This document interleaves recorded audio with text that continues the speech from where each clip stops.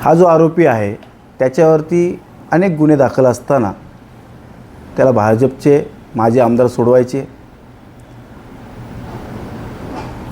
त्याला कोणत्याही प्रकारचं भय राहिलं नव्हतं, सर्रास त्याला मदत मिळायची.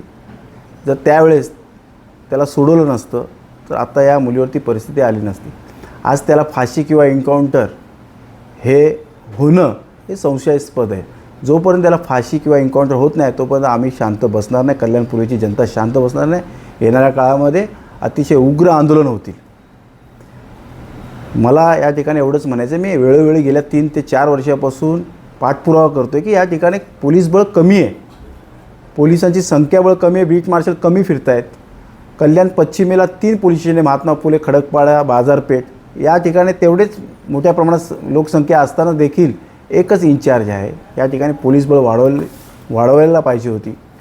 आत्तासुद्धा वेळ गेली नाही, इथे पोलीस बळ वाढवलं पाहिजे. माझ्यावरती भर पोलीस स्टेशनमध्ये गोळीबार झाला, ते अजूनही आरोपी फरार आहेत. याला कोण देतो आहे, यांना आसरा कोण देतो आहे? भाजपाने या ठिकाणी गुंडशाही वाढवण्याचं काम केलं आहे, माझा असा आरोप आहे. कशावरनं तुम्ही? आपल्याला मी पुरावे देतो आहे, ते पुरावे आपण जनतेसमोर दाखवा.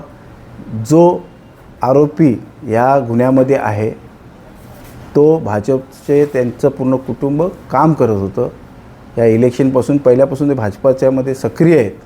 तर अशा व्यक्तीला भाजपने जर मुख्यमंत्र्यांनी जर आज पाऊल उचललं नाही तर येणाऱ्या काळामध्ये आम्ही उग्र आंदोलनं करू. जोपर्यंत त्याला फाशी किंवा एन्काउंटर होत नाही तोपर्यंत कल्याणपूरची जनता शांत बसणार नाही. मुंबई, पुणे, नागपूर, मराठवाडा असो का विदर्भ, राजकीय, सामाजिक, शैक्षणिक क्षेत्र असो का क्रीडा, सर्वच घडामोडीचे विश्लेषण पाहायला विसरू नका. फक्त देशोन्नती न्यूजवर.